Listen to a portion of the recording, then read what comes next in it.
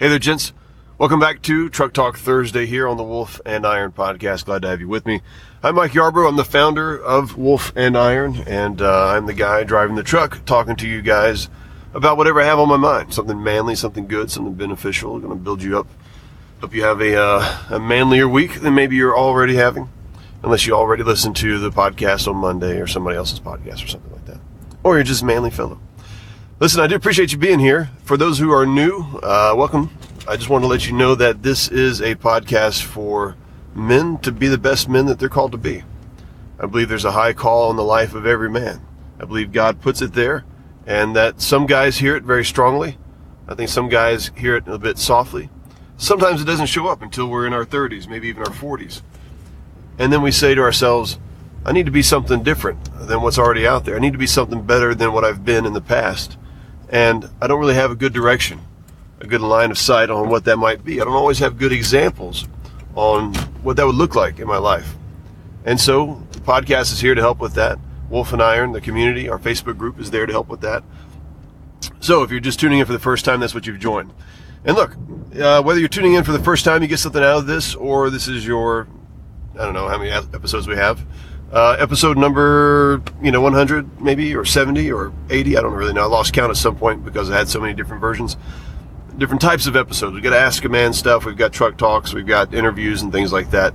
I just stopped numbering them, and we have a lot now. So whatever this is your first one, your 10th, 100th, whatever it happens to be, if you're getting something out of the podcast, tell somebody about it. Tell another brother about it today. Share it on Facebook. Share it on Twitter even though I hate Twitter, it's still okay. You can share things there. Wherever you share stuff, share it. And that's really going to be helpful, not only to get this out there in front of the guys who need to hear it, which is always great. It's part of the mission. But it's also going to be helpful for me because I want to see this thing grow. I want to see it take off and to do well for the men and impact as many men as we can. So you're part of that mission, guys. I don't know if you realize that or not. You're part of that mission. So today I want to talk about a slight misunderstanding that my wife and I had. And I'm a nuances guy. I don't know if you can tell that about me, but I'm a nuances guy. I believe that nuances are important. I think they're important in our speech. I think they're important in our work that we do. The details matter. Even though I wouldn't say I'm always a details guy, there's certainly people who are more detail-oriented than I am. I'm a details guy when it comes to nuances of meaning, things that really have some kind of significance, at least that I'm able to perceive. And my wife and I were going through the 5 Love Languages book. If you guys haven't been through this, I certainly recommend it. We've been through it before, but it was years ago. And our life group, which is kind of like, I don't know, small group, small church, home church, whatever you guys call it. Everybody's got a different name for it, for their church. It's basically where people get together at somebody's house and we talk about life and various things. Well, our life group is going through this book, the 5 Love Languages, so we're going through it again. And it's good. 12 maybe years later, going through it, I have a different perspective on it than I had back then. And as we're kind of talking through one of the chapters, one of the things she said was, and this was, I think, words of affirmation must have been the chapter we're going through. And she said, her takeaway was this, and listen to the nuances here. It's a wife's job to encourage her husband to become the man she knows he can be. Now I'm going to say that again because you're driving, you're distracted. It's a wife's job to encourage her husband to become the best man that she knows he can be.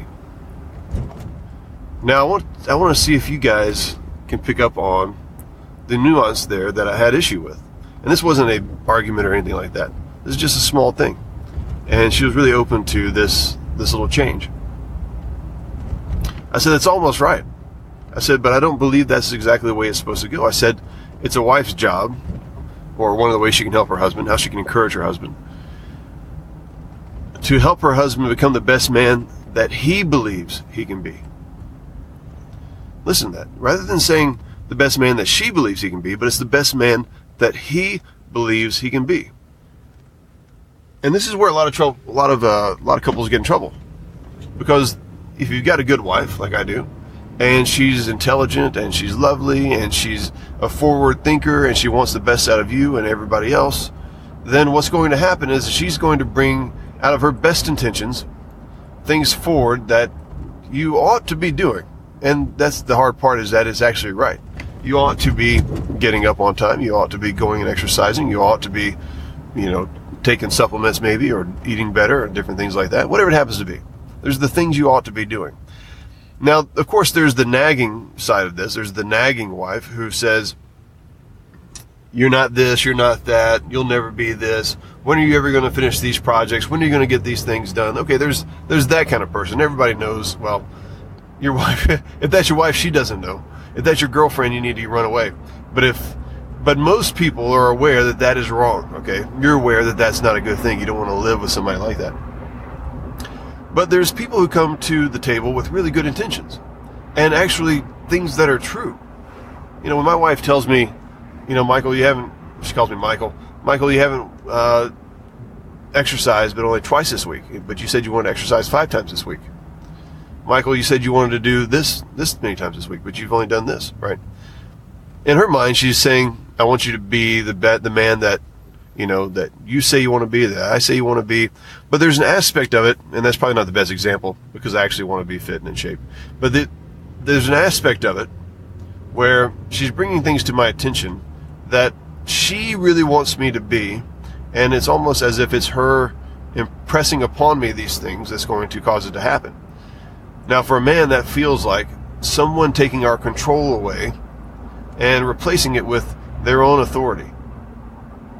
As Ryan Mickler would probably say, that would feel a lot like somebody coming along and taking away our sovereignty as men and trying to replace it with their version of sovereignty, their oversight, and kind of their rule over us. Now, that's not the intention, and this is where arguments start. Men will feel this in their hearts, and they'll go, man, I just don't know if, I don't feel right about that. Like, I know she's telling me the right things, but I don't want to accept it. I don't want to believe it. I don't want to, believe it's true. Now, some of that's our pride, no doubt. Some of that's our pride. But we'll feel this, guys, and we have this kind of pushback, and sometimes it has to do with the way that it's brought. And so the wife can do a better job of bringing things to our attention that we've said, hey, I want you to hold me accountable for this, or I want you to help me be this kind of man, or here's the kind of man that I want to be. Will you help me along? Will you help me, do that? If you see me falling down, just remind me, hey, didn't you say that you wanted to do this or you wanted to do that? That'll go, much more. That'll go over much better than, I want you to be this kind of guy. You're not getting out there doing things. It's sort of like, I don't know if you guys have seen or read Charles Dickens. I don't think it's Bleak House. I forget what it is, but it's got the Bumbles in it.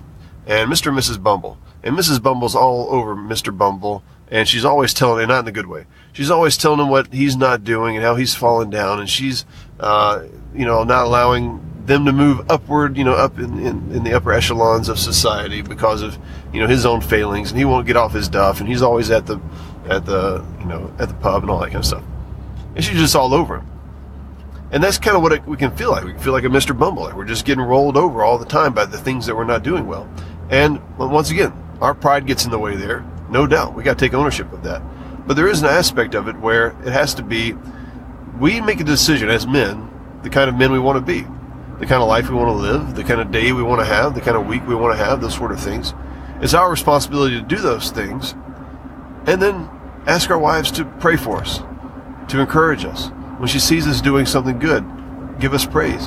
When she sees us doing something bad, maybe, or not measuring up, maybe just leave it alone, unless we've asked something different of her. But it's our job, guys, in our own sovereignty, as the directors of our own life, to kind of steer that ship.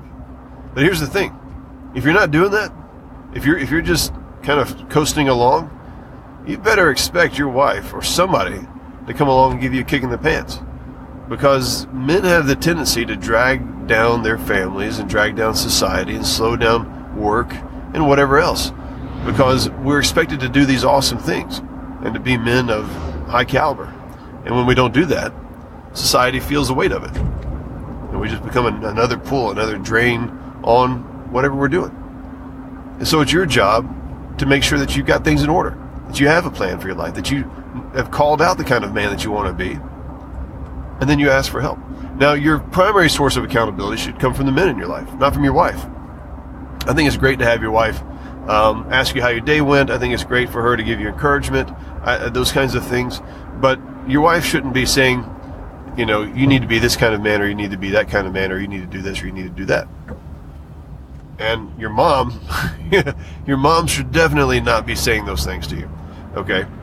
You just need to cut mom off and say, Mom, look, I don't want to hear that. And you don't want to hear that. You don't need to hear that. You need to have men in your life, some iron sharpens iron, that are pushing you forward, that are pulling you in the right direction, that are encouraging you and calling you out when you need to be called out. And, calling you on the carpet when it's necessary, when you're falling down, on the kind of man that you want to be. And the kind of man that collectively, you and your brothers and your tribe have agreed that you ought to be. So that's my advice for you guys today. All right? Have your wife listen to this. Be gentle with her as she approaches this subject. Have grace on each other. And look, this kind of advice can actually go both ways. So men, you can lift your wife up by encouraging her, but it's not the best thing to call her out on the things that she's always not doing well. If she constantly doesn't get up on time, you bickering and complaining about it and reminding her that she's not getting up, at a decent time of day, probably not going to change things.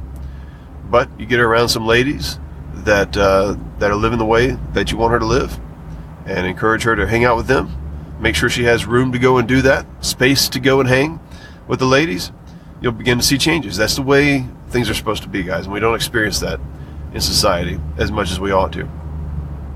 Okay, fellas, any questions about this episode, head over to our Wolf and Iron Facebook group, and you can get there by going to wolfandiron.com/thegroup. If you're not a member, you can put in an application, essentially, to become a member and answer the questions out there. Get hooked up with some of the guys. We got almost 3,000 guys in the group now. I haven't looked at the numbers lately, but almost 3,000 guys out there. We're not the fastest growing group, and that's by design. We don't want to be. I want men of high caliber. I want to make sure that it's a place that you can go and you can find men that are going to be just top-notch, solid guys that are going to be able to answer and have good, deep conversations with. So, there you go, fellas. That's all I got for today. Talk to you later.